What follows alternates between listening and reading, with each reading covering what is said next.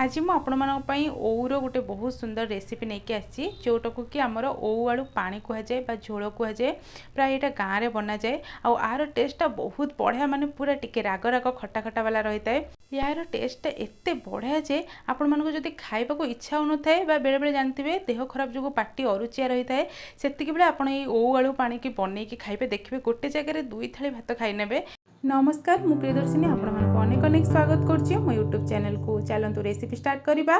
तो आज रेसिपी मुझे नहीं जाइए गोटे ओऊ जहाँ कि हल्का टिके चोपा छड़े काटी नहीं लंबा लंबा पीस रे आलू देखो ये मुझे दुईटी नहीं आपको मु क्यूब सेप रे काटी नहीं तापर ये आलू एवं ओऊ को भल भाव धोई नबा एवं ये झोल आमको जो मसला दरकार से चलते प्रिपेरेसन करनबा। तो ये देखो मु गोटे पियाज नहीं गोटे टमाटो नहीं एवं तीनोटी एमती छोट छोट पीस अदा नहीं 10-15 एमती रसुण नहीं एवं 4-5 कंचा लंका नहीं गोटे चामच सोरिष नहीं एवं अध चामच ये जीरा नहीं ये आमर कला सोरिष जगह आप चाहिए धड़ा सोरिष देपारे आपको गोटे फाइन पेस्ट बनइबे। तो एपटे देखो आमर ओऊ एवं आलू को प्रथम आमको सिझेबा पड़ो। तो से मुझे गोटे ग्लास कड़े रे पानी गरम कर कड़े रे देदेबा धोई रखि आलू एवं ओऊ को ये सब दे सारा पर एबे कलर पाई हल्का टिके हलदी देदेबा एवं स्वाद अनुसार लुण देदेबा। लुण दे सारा पर कौन करबा ना आपको एबे गोले नबा गोले की आमे कवर करिकी किछि समय सिझिया दबा। यही रेसिपीटा को बनवाई बेसी किसी मसला दरकार नहीं बहुत जल्दी हो जाए और बहुत बढ़िया गोटे सुपर टेस्ट देता है। एबे देखंतु मु किछ समय पर कवर काढ़ी नउची आ एबे देखंतु हमर आलू एवं ओउर केते बढ़िया गोटे येलो कलर आसी जाइची। आलू को आपण माने भल भाबरे टिके सिझाई नेबे देखंतु एठी मोटे स्पून ने को काटी के देखो देखंतु पूरा 90% हमर आलूटा सिझी जाइची बस आउ हल्का टिके गोटे फुटारे जेमती तरकारीटा पूरा हे जिवो कंप्लीट। तो एबे देखंतु ओऊ एवं आलू को मु गोटे छणा सहाय्य रे थाली को बाहर कर नउची। जदि घरे कोनोसी परिवा मध्य नाही जदि ओऊ अछि ताले आपण माने ओऊ रे मते एई आइटमटा बनै कि भात रे आराम से खाई परबे बहुत बढ़िया टेस्ट कोडे देई थाए खट्टा खट्टा सांग को टिके रागर फ्लेवर भाबे परथबे केते तरकारीटा बढ़िया लागिवो।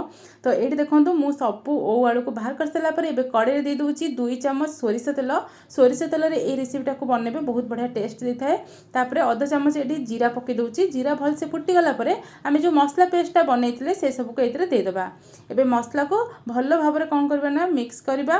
तापरे म एठी टिके हल्का कलर पाई दे दोची काश्मीरी लंका गुंड स्वाद अनुसार हल्का टिके लुण दबा केवल मसला को देखिकी तापरे अल्प टिके हळदी देकी एबे मसला को कसिबा।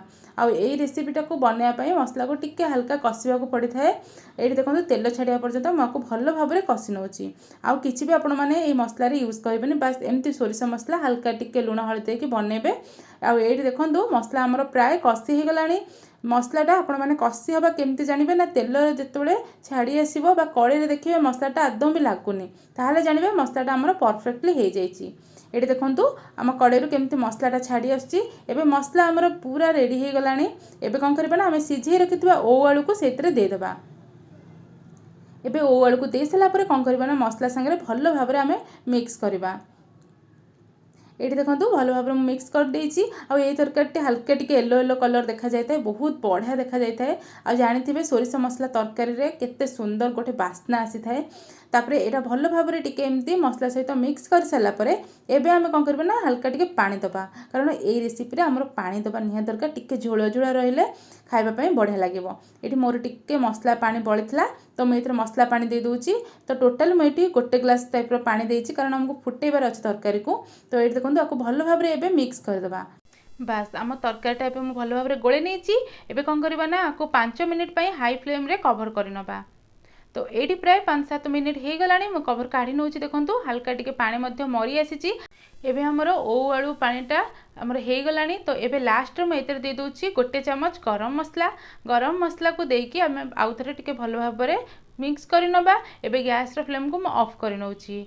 देखो ये मुझे देखी दूसरी झोलर कंसिस्टेंसी आपण मैंने जदि केवल गरम भात को खाया चाहते हल्का टिके झोल रखिए ना तो जब डाली आइटम कर सुखा सुखा बनई पारे किंतु आमर ओऊ आलू पानी रे हल्का टिके झोल रखिले भल लगी थाए। आ ये आमर प्रिपेयर हो गला गरमा गरम राग राग वाला ओऊ आलूर झोल। तो फ्रेंड्स आशा करुँची आज आमर गाँवली रेसिपी आपण मानक निहाती पसंद आसथिबो। तो यही रेसिपीटी को आपण मैंने चाहिए जो देह खराब थाए से पार्टीटा अरुचिया रही है से आपण मैंने ये रेसिपीटी को बनई खाईपारे नहीं तो जो परिवा किसी नथिबो सेतबेले भी बनई पारे आ बेले बेले टिके खट्टा खट्टा राग राग वाला चटपटा जिनस खावाई इच्छा हुए से भात में आपण मैंने खाईपारे बहुत बढ़िया टेस्ट लगे। तो आशा करुँच आज रेसिपी आपण मानक निहाती पसंद आसो जदि पसंद आसी वीडियो को लाइक शेयर कमेंट करूँ और एमती नुआ नुआ रेसिपी देखापी चैनल को सब्सक्राइब करूँ। रोची नमस्कार, देखा नेक्स्ट वीडियो रे नेक्स्ट रेसिपी सहित।